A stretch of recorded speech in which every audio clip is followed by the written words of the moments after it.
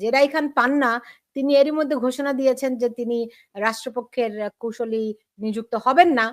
এটি একটা বড় টার্নিং পয়েন্ট কিনা? মঞ্জু ভাই, আপনি আনমিউট করে নেন। ধন্যবাদ আপনাকে, ধন্যবাদ জানাচ্ছি সেই সাথে যারা শুনছেন সবাইকে। আসলে আপনারা শুনেছেন পান্না ভাইয়ের ব্যাপারে আমি গত পরশুদিন একটা ভিডিও করে বলেছিলাম যে আসলে পান্না ভাইকে নিয়ে এখনো কথা বলার সুযোগ আসেনি, কারণ পান্না ভাই তো এমন না যে মৌলবাদী চক্রের মানে পাদের মধ্যে পা দিবেন। তো তিনি বলেছেন যে প্রধানমন্ত্রী শেখ হাসিনা যেখানে এই আদালতের প্রতি আস্থা নাই, সেখানে তাকে ডিফেন্স করা নৈতিকভাবে তার উচিত না। কথা বোঝেন যে আপনি যদি বলেন যে আমি এই আদালতের প্রতি আমার আস্থা নেই, তার মানে আপনি এই আদালতে বিচার চান না।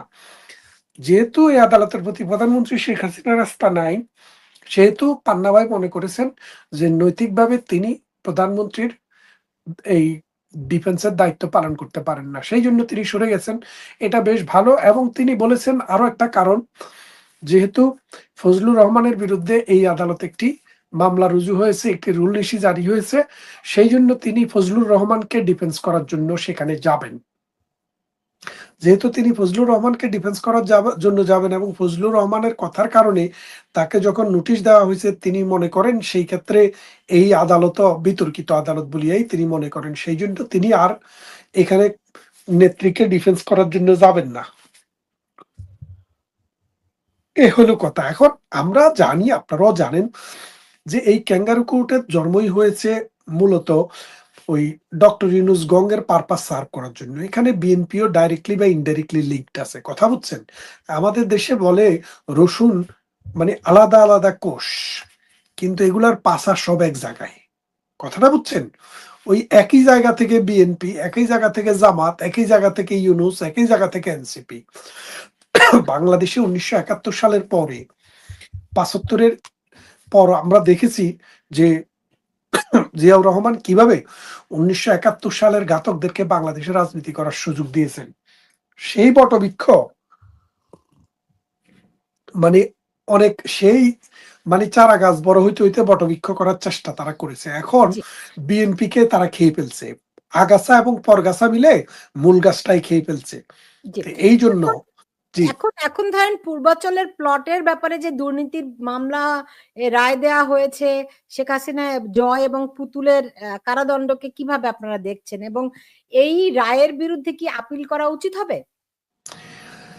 আপনাকে আমি একটি কথা বলি, জীবনের চাইতে বড় কিছু তো না। মৃত্যুদণ্ড যেখানে হয়েছে সেখানে অন্য কিছু আপনি চিন্তা করে কোনো লাভ আছে? এবং এই আদালত এখন যেটা পুতুলকে অন্তর্ভুক্ত করা হয়েছে, ফলে তারা তো ভবিষ্যতে কোনো ইলেকশন করতে পারবে না, তাই না? না, কিন্তু এখন বিষয়টা হচ্ছে কি, জয় পুতুল তো চাইলেও সেখানে যায় কিছু করতে পারবেন না। কেন পারবেন না? ওনাদেরকে সারেন্ডার না করলে তো ওনারা নিজেদেরকে ডিফেন্স করতে পারবেন না। আইনটা যেভাবে আছে, যদি আপনি সারেন্ডার না করেন, ফিউজিটিভ হন, তাহলে তো আপনার কোনো আপিল করার কোনো সুযোগ নেই। তো সেই ক্ষেত্রে যেখানে আছে এখানেই থাকবে।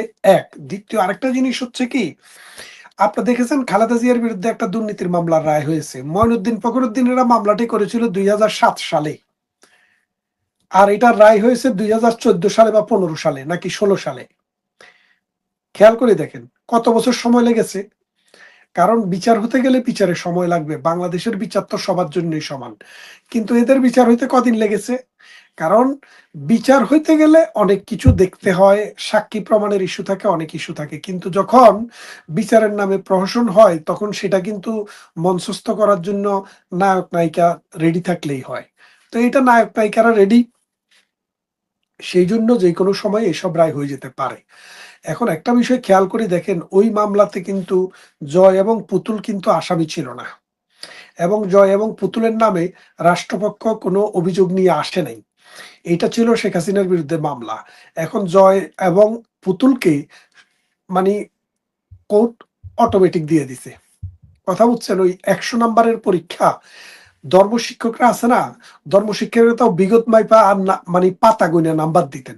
তো একবার আমি 10টা প্রশ্নের জায়গায় 11টা প্রশ্ন লিখছি, 10 10 100, 11 10 11 110। পরে দেখি যে আমি 111 110 নাম্বার পাইয়া গেছি। তো 110 মানে প্রত্যেকটা 10 কইরা, মানে গইনা দেখি যে 110 হয়ে গেছে, কারণ এখানে যে প্রশ্ন 11টা হুজুর আর এটা খেয়াল করে নাই আর কি। তো এখন এই হুজুররা যে বিচারের রায় দিচ্ছে, ওরা আর খেয়াল করতেছে না মামলাটা কার বিরুদ্ধে, কিসের মামলা, কে নিয়ে এসছে। হ্যাঁ, শেখ হাসিনার সাথে লিঙ্ক যাদের যাদের আছে, নাম যাদের যাদের আছে, শেখ হাসিনার সাথে ছেলের নাম, মেয়ের নাম, হাজবেন্ডের নাম, কে জানি ওয়াজেদ মিয়াকেও ফাঁসি দিয়া ফেলে কিনা, আমি এটাও চিন্তা ভাবনায় আছি যে বেচারারও কোনো আবার মৃত্যুর পরেও আবার মৃত্যুদণ্ড হয় কিনা, সেই চিন্তা ভাবনায় আছি, সেই চিন্তায় আছি। তো সেটাও হইলে আপনি অবাক হওয়ার কিছু থাকবে না।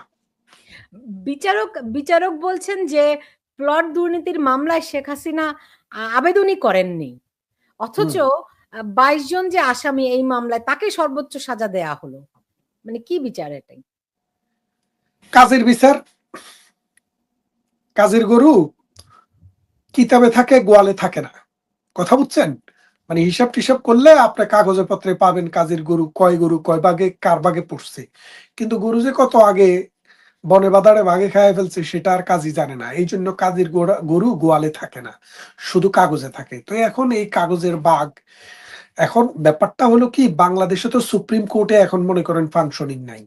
আমি তো মনে করি না, কারণ সুপ্রিম কোর্টের যে জাজরা ছিল এরা কোথায়, এদেরকে কে অবসর দিছে? এই যে সুপ্রিম কোর্টের জাজ, চিফ জাস্টিস, উনি তো পদত্যাগ করেন নাই, উনি তো রিটায়ারমেন্টে যান নাই। সুপ্রিম কোর্টের যে আরো 40-50 জন জাজ ছিল, এরা তো কাউকে মানে সুপ্রিম জুডিশিয়াল কাউন্সিল করেও আপনি এদেরকে অব্যাহতি দেন নাই, এরা নিজেও পদত্যাগ করে নাই। আপনি কি করছেন, মব দিয়ে তাদেরকে আউট করাইছেন। তাইলে মানে কি, এটা তো আইনের শাসনের কোনো ইস্যু না। সুতরাং এখন জাস্টিস যারা আছে, এদের কারোই লিগ্যাল অথরিটি নেই, এরা বিচার করার ক্যাপাসিটি থাকুক বা না থাকুক, লিগ্যালিটি নাই। মানে মনে করেন যে ওদের ক্যাপাবল হইতে পারে, এক একজন জাজ অনেক জ্ঞানী গুণী, প্রাজ্ঞ, বুদ্ধিমান, নলেজেবল হইতেই পারে, তারা দীর্ঘদিন থেকে কোর্টে প্র্যাকটিস করছেন, I do have respect for them. However, যে কনস্টিটিউশন আমরা ফলো করি, এই কনস্টিটিউশন অনুসারে কম্পালসিভ এবং ইম্পোজ করে যদি কাউকে যদি আপনি বাইর করে দেন, এটা কিন্তু জাজের অপসারণের নিয়ম না। সুতরাং এখন যে চিফ জাস্টিস আছে, উনি যাদেরকে নিয়োগ দিচ্ছে, ওনার মাধ্যমে যাদের নিয়োগ হচ্ছে, যা করতেছে, এগুলো সবগুলাই কিন্তু আলটা বায়াস, অর্থাৎ ক্ষমতা বহির্ভূত। সুতরাং এইসব জাজমেন্ট টাজমেন্ট এগুলা কোনোগুলাকেই আমরা গুরুত্বের সহিত দেখি না, আমরা মনে করি এগুলা সো কল্ড। যে এখানে একজন একটা মন্তব্য করেছেন যে প্রধান বিচারপতি ওবায়দুল হাসান এখন কোথায়, এর সম্পর্কে কিছু বলবেন কি? ইনি ইনি ডক্টর ইউনূসের আয়নাঘরে আছেন, কারণ যেহেতু উনাকে প্রকাশ্যে আসতে দেওয়া হচ্ছে না, আমরা মনে করি উনি আয়নাঘরে আছেন, ডক্টর ইউনূসের আয়নাঘরে। কারণ ডক্টর ইউনূস তো ওই যে আলী রিয়াজের বিরুদ্ধে একটা নারী অভিযোগ করছে, আপনি জানেন, সেই নারীর এটাকে তদন্ত না করে ডক্টর ইউনূস ফেসবুকে পোস্ট দিছে, এবং আমরা শুনেছি বর্তমানে এই নারীকে অপহরণ করে নিয়ে যাওয়া হয়েছে, এই নারীও এখন আয়নাঘরে আছে। মানে তিনি অ্যাবডাক্টেড। বাংলাদেশে ডক্টর ইউনূস গঙ্গের বিরুদ্ধে যারা কথা বলতেছে তারা অ্যাবডাক্ট হয়ে যাবে, তাদেরকে অ্যাবডাকশনে নিয়ে যাওয়া হবে। এটাই করেছে, ওই মেয়েটাও অ্যাবডাক্টেড।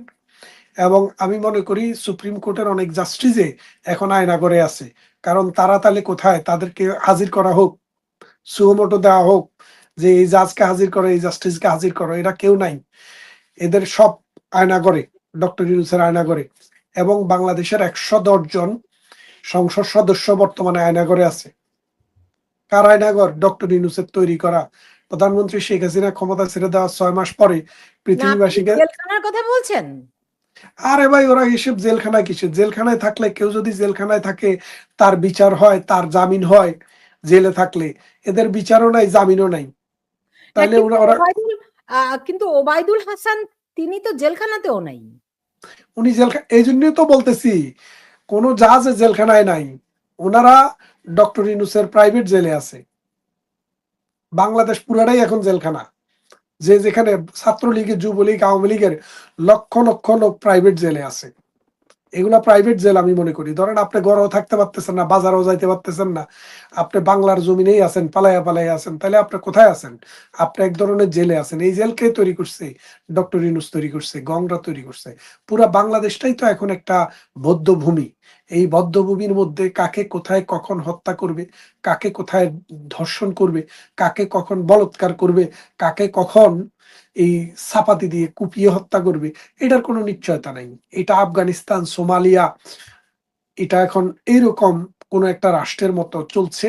হ্যাঁ, ডক্টর ইউনূস যখন যাকে ইচ্ছা নির্দেশ দেয় তারা কল্লা ফালায় দিয়ে আসে। এইভাবেই তো বাংলাদেশ চলছে। আইয়ামে এমনিতে জাহিলিয়াত। জি। জি, বলেন। এমনিতে ধরেন প্লট দুর্নীতির আরো কিন্তু ৩ টা মামলা রয়েছে যেগুলি আগামী ১লা ডিসেম্বর এটির রায় হওয়ার কথা।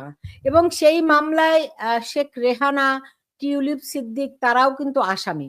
এখন ধরেন তাদের নাম কিন্তু ওই মামলাগুলোতে আছে।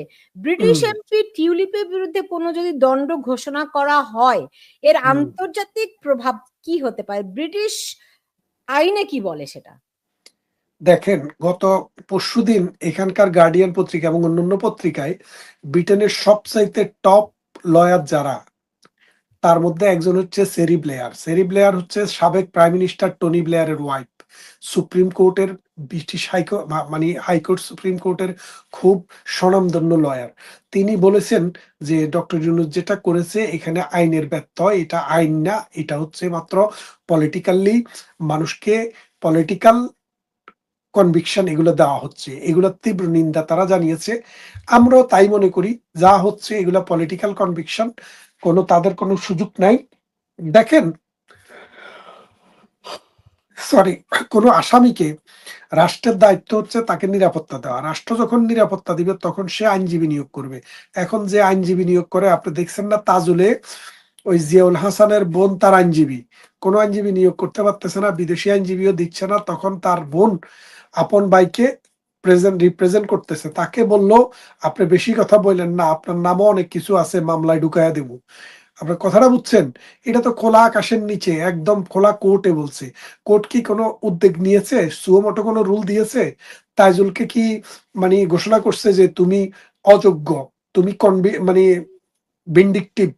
কারণ একজন লয়ার, প্রসিকিউশনের একজন লয়ার যখন আসামি পক্ষের মানে আসামি পক্ষের একজন আইনজীবীকে এইরকম ভাবে হুমকি দেয়, তখন সে তো আইনজীবী না, সে তো সন্ত্রাসী। তার পূর্বপুরুষেরা লক্ষ লক্ষ নারীকে ধর্ষণ করেছে, কোটি কোটি মানুষকে মানে দেশ ছাড়া করেছে, এবং ৩০ লক্ষ মানুষকে হত্যা করেছে। আল বদর আল শামস রাজাকারদের উত্তরসূরি সে।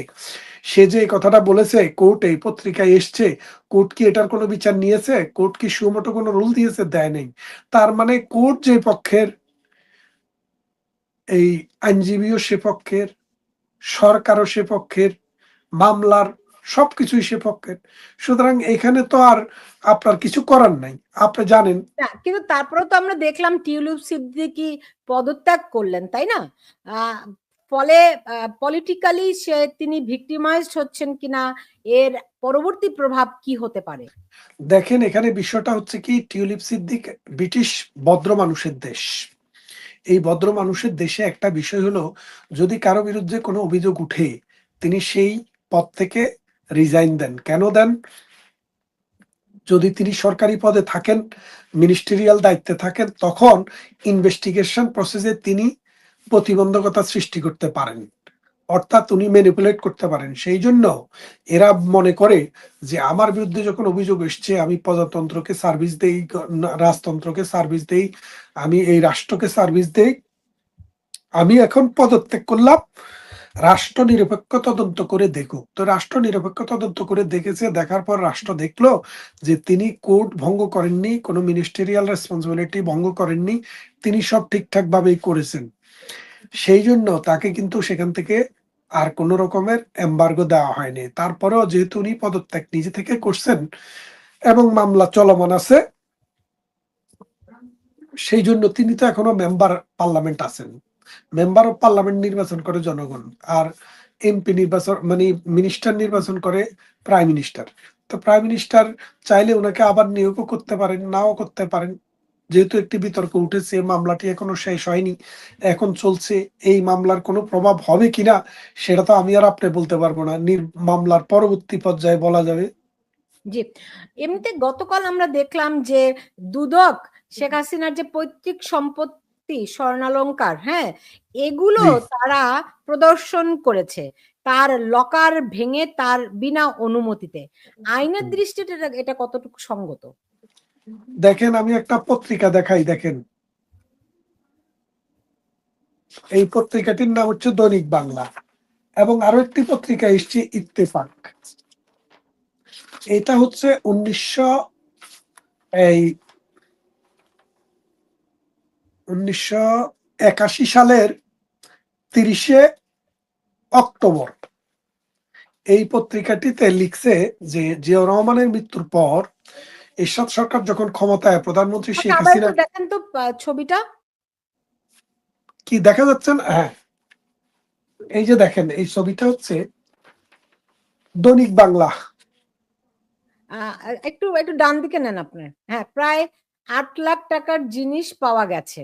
ওকে। হ্যাঁ, এটা 1976 সালের কথা, 1981 সালের কথা, ওকে। আজ থেকে 46 বছর আগে। জি। তো ওখানে সংখ্যাগুলো দেওয়া আছে, এই সংখ্যাগুলো আপনি দেখবেন। এখানে দেখেন, একটু ভালো করে যদি দেখতে পারেন, জি।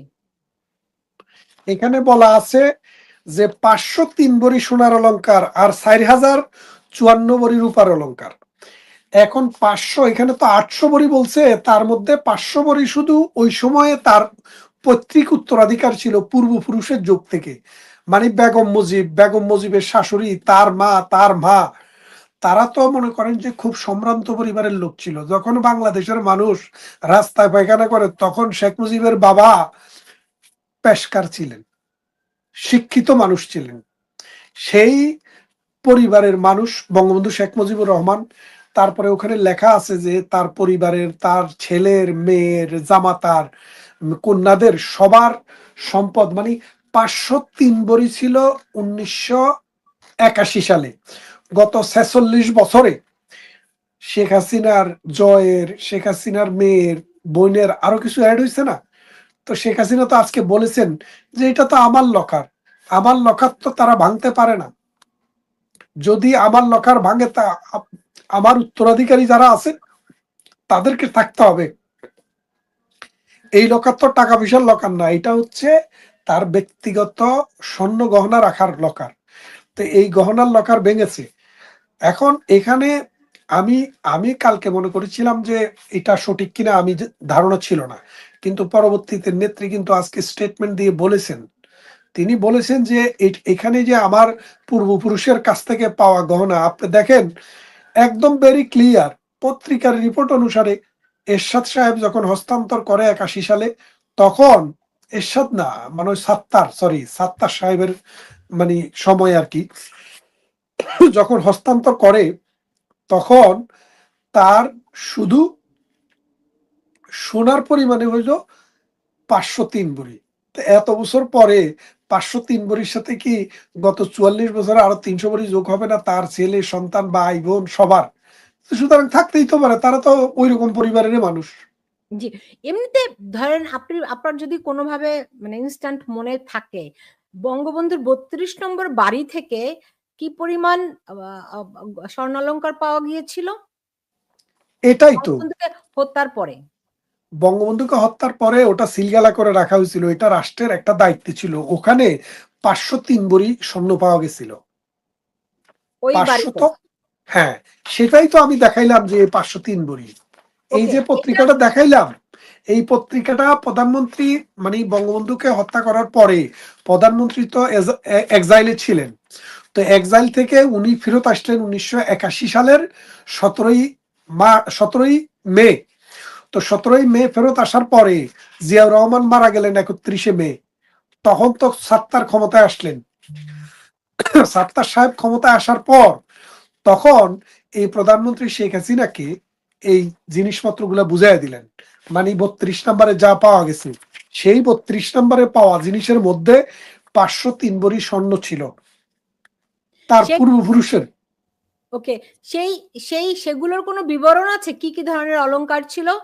হ্যাঁ, আছে, আছে সেখানে যা ছিল সেটা ছিল যে 503 ভরি সোনার অলংকার, তারপরে 4054 ভরি রূপার অলংকার, 1,58,000 টাকা, 1,58,239 টাকা, 9,000 ভারতীয় রুপি, বেশ কিছু পাউন্ড ও ডলার। পত্রপত্রিকায় সংবাদ প্রকাশিত হওয়ার পর জাতীয় সংসদে বিষয়টি নিয়ে উত্তপ্ত বিতর্ক হয়েছে। তারপরে উম, এই এই যে এখানে বলা আছে, সোনার আংটি 31টি, সোনার মাকড়ি 6টি, চেন 3টি, টাইফিন 1টি, পাথর সেটিং ইয়ারিং 1টি, অক্ষর 60টি, মনোগ্রাম 1টি, সেটিং হার 1টি, বাংলাদেশের ম্যাপ 1টি, টপ 60টি, বড় আংটি 2টি, চুর 3 পিস, ইয়ারিং 1 পিস, আংটি 3টি, তাবিজ লকেট 2টি, পাথর সহ বড় আংটি 1টি, মনোগ্রাম 2টি, পাথর সেটিং ব্রেসলেট 1টি, তামার তাবিজ সহ চেইন 1টি, নৌকার মনোগ্রাম 1টি, তারাবাঁকা পাথর সহ 1টি, উপরে বর্ণিত সবকিছুই সোনার, হীরার নাকফুল 1টি, হীরার টপ 2টি,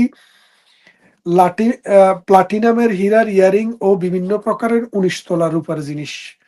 এটা কিন্তু পত্রিকার একটা রিপোর্ট, এই 30শে অক্টোবর 1981 সালে যখন এটা ফেরত দেওয়া হয়।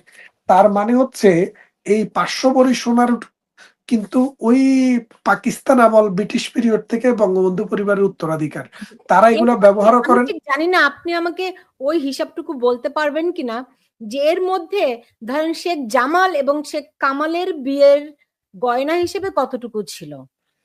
এই রিপোর্টটাতে এখানে বলছে যে এখানে ছেলে মেয়ে, মেয়ের জামাতা এবং ছেলের বউদের গহনা আছে, কিন্তু কোনটা যে কার কত এটা কিন্তু এখানে বলা নাই। তো সুতরাং আমার কাছে যেটুক রিপোর্ট ছিল, যেটুক আমি জানি সেটুক আমি বললাম, কিন্তু ভবিষ্যতে আমরা আরো ডিটেলস আপনাদেরকে দিতে পারবো। আশা করি আমরা এটা নিয়ে গবেষণা করব, আমরা দেখব ওই সময় কি ছিল, এখন কি আছে। জি, আর কারণ তাছাড়া প্রশ্নটি আমি করছি এই কারণে যে 75-এর পরে বঙ্গবন্ধুর বাড়িতে বা বঙ্গবন্ধুকে নিয়ে তো অনেক প্রপাগান্ডা চালানো হয়েছিল যে তার দেশে দুর্ভিক্ষ চলছে, তার মধ্যে তার ছেলেদের বিয়ে হচ্ছে এত ঘটা করে। আপনি জানেন নিশ্চয়ই এই সমস্ত প্রপাগান্ডার। হ্যাঁ হ্যাঁ, এগুলা তো শোনেন, বাংলাদেশে, বাংলাদেশ হচ্ছে মৌলবাদের একটা উর্বর ভূমি।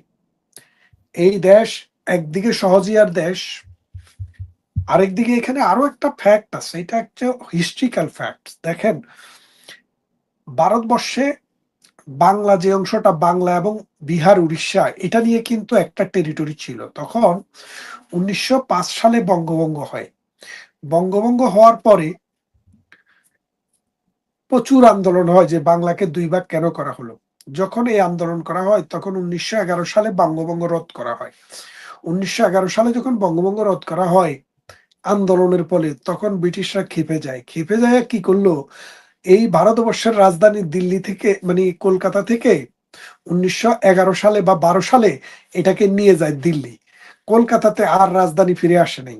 অর্থাৎ বঙ্গভঙ্গের প্রতিবাদী, যদিও মানে বঙ্গভঙ্গকে রদ করা হয়েছিল, কিন্তু রাজধানীটা স্থানান্তর করে নিয়ে গেছিল দিল্লিতে। তখন এই বাংলায় মুসলমান হিন্দুর মধ্যে কিন্তু মানে নানান রকমের প্রবলেম ছিল। হিন্দুদের মধ্যে যেমন জাতপাতের ঝামেলা ছিল, মুসলমানদের মধ্যে কট্টরপন্থার চরমভাবে ছিল।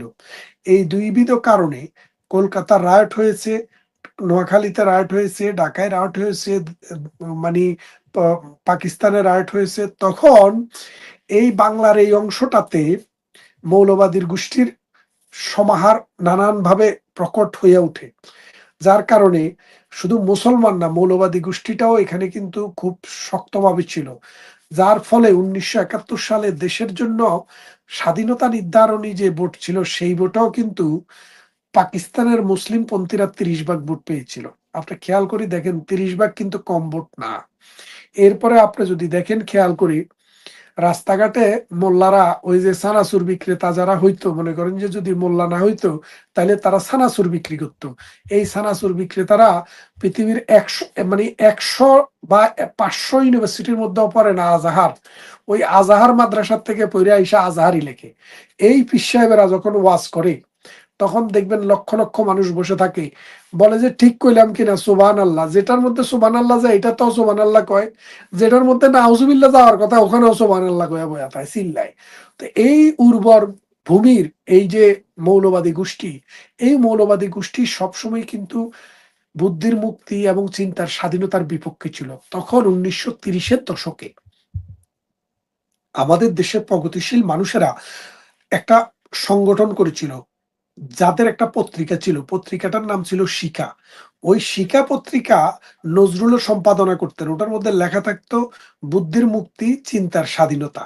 এই বুদ্ধির মুক্তি, চিন্তার স্বাধীনতা আন্দোলনের ধারক এবং বাহক যারা ছিলেন, দেশ ভাগ হওয়ার পরে পরবর্তীতে তাদের কনসেপ্টটা আওয়ামী লীগের উপরে ভর করেছে এবং আওয়ামী লীগ সেই কনসেপ্টটা থেকেই আস্তে আস্তে অসাম্প্রদায়িক চেতনায় সকল মানুষের জন্য একটি অসাম্প্রদায়িক চেতনার দেশ চেয়েছিল, জাতিভিত্তিক, সংস্কৃতিভিত্তিক এবং আমাদের কালচার ভিত্তিক এই দেশ।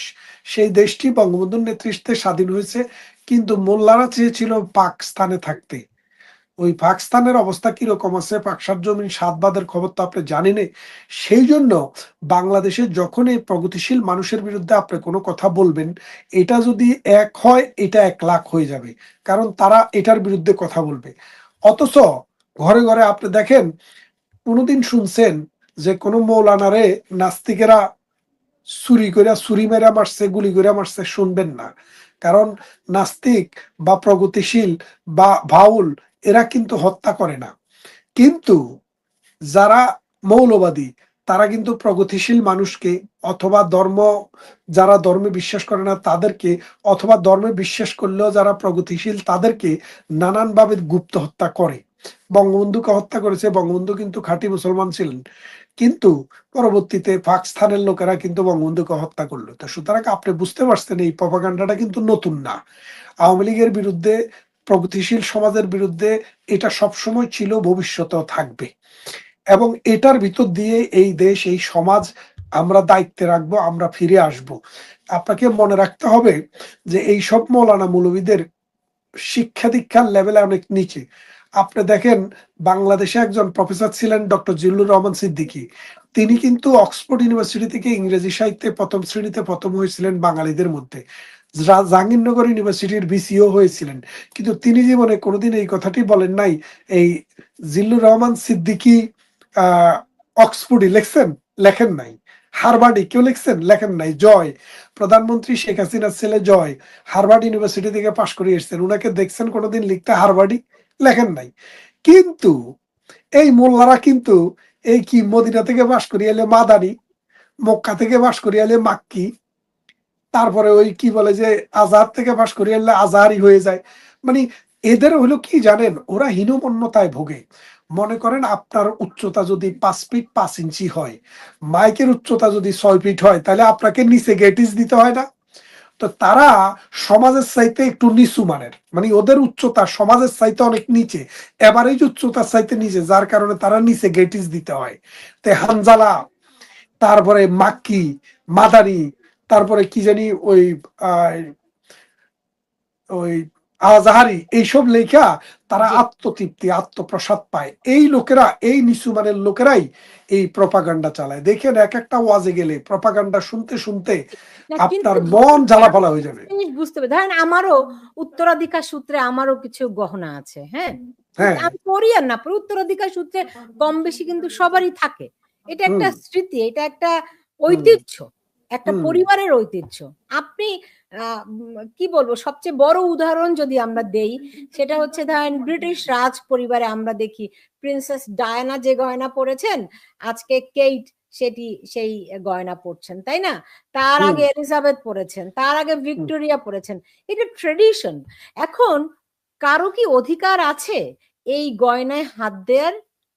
না, আপনাকে বলি, এটা তো তার পারিবারিক উত্তরাধিকার। এখন আইনে বাংলাদেশে ওরা যা বলে সেটাই আইন। শুনেন, কর্তার ইচ্ছাই কর্ম, ওরা যা বলে সেটাই আইন। কিন্তু এখন রাষ্ট্র তো আর নাই, সংবিধান তো আর নাই। রাষ্ট্র যদি থাকে, রাষ্ট্রে সরকার থাকতো। এখন তো রাষ্ট্রে আছে সোর স্যাসর। আপনি একটা জিনিস বোঝেন, রাষ্ট্রের একজন উপদেষ্টার বিরুদ্ধে যখন অভিযোগ উঠলো সে তার দর্শন করেছে বিয়ে করার, নুরুল ইসলাম, আমি আইনি ব্যাখ্যাটা জানতে চাচ্ছি যে আইন কি আইন, বলে। না আইন বলে না আপনি কারো ব্যক্তিগত পারিবারিক উত্তরাধিকার, এটা তো চুরি করে কোনো জায়গায় লুকায় রাখে নাই। এটা একটা মানে বোল্ট ভাড়া করে সেখানে রাখা হয়েছে বছরের পর বছর। এটা 2 বছর 5 বছর আগের কথা না, তারও অনেক আগ থেকে এই স্বর্ণের গহনাগুলো ওখানে আছে। তো সেই ক্ষেত্রে আপনি মনে করেন যে তার উত্তরাধিকারী না নিয়ে আপনি যদি এটা খোলেন, আপনার তো সেই অধিকার নাই। এখন রাষ্ট্র যদি সার্বভৌম মনে করে যে আমি সবে পারি, তাইলে তো আপনাকেও ধরে নিয়ে যাইতে পারে, আমারও ধরে নিয়ে যাইতে পারে। সেটা তো কিছু বলার নাই। এখন দেখেন যে বাংলাদেশে যখন একটা লোক ধর্ষণের অভিযোগ নারী আইসা রাস্তায় মানে ওপেন এয়ারে বলে, তারে ছিনতাই করে নিয়ে চলে যায়। আপনি বুঝতে পারতেছেন না বাংলাদেশটা একটা মাফিয়ারা ক্ষমতায় এখন। এই ডক্টর ইউনূস, ডক্টর আসিফ, এগুলো তো মাফিয়া। এই যে আসিফ, আসিফ নজরুল, সেও তো একটা লুচ্ছা। সেও তো মনে করেন যে অন্যের বউ নিয়ে নিয়ে আমার ভাতিজি বউ, এই অপুর বউ, এই যে কি বলে যে হুমায়ুন আমাদের মেয়ে শিলা আমাদের এলাকায় বিয়ে হয়েছিল আমার পাশের কি বলে যে সাতিয়ানি গ্রামে, অপু নামক ছেলেটার সাথে, ওর সাথে বিয়ে থাকা অবস্থায় সে এই মহিলার সাথে প্রেম করিয়া পরবর্তীতে আমার ভাতিজা তারে তালাক দেয়। আমাদের ভাতিজা আর কি, কথা হচ্ছে এই আসিফ নজরুল তো পাটপার, এই লুচ্চা, তার সাথে এখন আইনে আরেক লুচ্চা ঢুকাইছে আলী রিয়াজ। তার বিরুদ্ধে যখন অভিযোগ উঠছে, রাষ্ট্রের দায়িত্বে আছে, দায়িত্ব ছিল তো আগে সেটা ইনভেস্টিগেশন করা। কোনো ইনভেস্টিগেশন না করিয়া সরকার কিভাবে বলে যে এটা ভুয়া, মেয়েটাকে এখন রিস্কে ফেলাই দিছে। আমার ধারণা মেয়েটিকে এখন হেফাজতে নিয়ে গেছে সরকার, নিয়ে আয়নাগরে রাখছে। এই যে যে আয়নাগর তারা বানিয়েছে, প্রধানমন্ত্রী শেখ হাসিনার আমলে কোনো আয়নাগর ছিল না। এখন আয়নাগর তারা 6 মাস লাগায়া বানাইছে, বানাইয়া ওই মেয়েরে এখন আয়নাগরে নিয়ে গেছে। কে জানে কি হচ্ছে, মেয়েটার কপালে কি আছে। দেখুন আইসিটি এখন মানুষকে ভয় দেখাচ্ছে, মানে এই ক্যাঙ্গারু কোর্টের যে ট্রায়াল এই নিয়ে সোশ্যাল মিডিয়ায় কোনো সমালোচনা করা যাবে না। এমনকি এমনও বলা হচ্ছে যে কথিত জুলাই বললে সেটি রাষ্ট্রদ্রোহ হবে। মানে এভাবে ট্রাইব্যুনাল কি মানুষের মুখ বন্ধ করে রাখতে পারবে? আপনাকে একটা গল্প বলি। আমাদের এলাকায় এক ভদ্রলোক একটা কাজের লোক রাখছে। তো বর্ষার মৌসুম আসার আগে আলু চাষ করছিল, হঠাৎ করে বন্যা আইসা আলু ডুবে গেছে। তো মালিক আর তার কাজের লোক দুইজন আলু তুলতে গেছে। তা আলু তুলতে গেছে, আলু তোলে, তুইলা এখন ভদ্রলোকের বলে যে কি, বলে যে কি তুলবো, আলু তো পচে গেছে। তো এখন যে মালিক সে দিছে দাম করি সর, তো বলে যে সর দিলেন কেন? তুই পচা কইলি কেন? তুই পচা রে, পচা কমু না তো কি? কবি নষ্ট হয়ে গেছে, কারণ ওই বাড়ির মালিকের নাম মানে যে মনিবের নাম হয়েছে পচা মিয়া। কথাটা বুঝছেন? এখন পচারে পচা বলা যাবে না। পচারে যদি পচা বলেন তাইলে পচা আপনাকে সর মারবে, বলে যেতে হবে নষ্ট হয়ে গেছে, বুঝছেন? শুদ্ধ ভাষায় বলতে হবে আর কি, পচা বলা যাবে না। তো এখন এই যে এরা যে আইনটা করছে, এইটা যে আইন না, এই আইনে যে এই বিচার হয় না, বাংলাদেশে যে কোনো যুদ্ধ হয় নাই, বাংলাদেশের মানুষ তো বিশ্বাস করে না যে যুদ্ধ হয়েছে, বাংলাদেশে কোনো ধর্ষণ হয় নাই, বাংলাদেশে কোনো দেশান্তরিত হয় নাই, এই মানে 5 জুলাই থেকে 5 আগস্ট পর্যন্ত সময় কোনো দেশান্তরিত হয় নাই, কোনো মানুষকে হত্যা করা হয় নাই, বাহিনী বাহিনী যুদ্ধ হয় নাই, কারো ঘর পোড়ানো হয় নাই। যেটা করা হয়েছে রাষ্ট্রীয় সম্পদ ধ্বংস করা হয়েছে। রাষ্ট্র চেষ্টা করছে সেই সম্পদ রক্ষা করার জন্য দুষ্টের দমন এবং শিষ্টের পালন। দুষ্টকে দমন করতে যাওয়ার পর কিছু কিছু লোক অস্ত্র নিয়ে এসছে, সেখানে হত্যাকাণ্ড হয়েছে। যদি সরকার প্রধান বা রাষ্ট্রের কোনো দায়িত্বপ্রাপ্ত লোক কোনো এটা যদি ব্যত্যয় ঘটায়, তার বিচার হইতেই পারে। সেটা বাংলাদেশে আইন আছে, সেই আইনে হবে। না উনিশশো দেখুন, একাত্তর আমার সালে জানা মতে আমার জানা মতে ঢাকার নবাব পরিবারের অনেক মূল্যবান গহনা এখনো কিন্তু বাংলাদেশ ব্যাংকের ভল্টে আছে। হ্যাঁ আছে, থাকতে পারে। এবং এটা হলো পারিবারিক উত্তরাধিকার, আপনার যদি থাকে। এটা তো মনে করেন যে অবৈধ জিনিস তো ওখানে রাখার কোনো সুযোগ নেই, বৈধ জিনিসে ওখানে রাখা হয়। তো কথা সেটা বুঝছেন? কেমন করে আহ, সেই নবাব পরিবারের গহনা যদি এখনো বাংলাদেশ ব্যাংকের ভল্টে নিরাপদে থাকে, শেখ হাসিনার লকারে কিভাবে করে তার হাত দেয়? আইন কি বলে? এবং শেখ আমরা হাসিনা শুনেছিলাম, শেখ আমরা হাসিনা শুনেছি, এটার ব্যাপারে ব্যবস্থা নেবেন? না মানে এখন দেখেন, আইন তো রাষ্ট্র তৈরি করে। খেয়াল করে দেখেন, রাষ্ট্র যেখানে নাই সেখানে আপনি আইনের কথা বলছেন কেন? আইন দিয়ে কি করবেন আপনি? ডক্টর ইউনূস কি আইন মোতাবেক কোনো ক্ষমতায় আছে? ডক্টর ইউনূসকে কে ক্ষমতা বসাইছে? ডক্টর ইউনূসরে বসাইছে হলো ওই ছেসরা সোর সেৎসর বদমাইশ লুচ্চা লাফাং সাদাবাজরা। সে তো নিজেই বলছে আমাকে এই ছাত্ররা বসিয়েছে, যারা চুরি করতেছে, যারা বাটপারি করতেছে, সিটিংবাজি করতেছে, মানুষের ঘর ডাকাতি করতেছে, মানুষকে রাস্তায় নিয়ে দর্শন করতেছে, মানুষের বাড়িঘর থেকে মানুষকে তুলে নিয়ে আসতেছে, এদের নিয়োগ করা সরকার।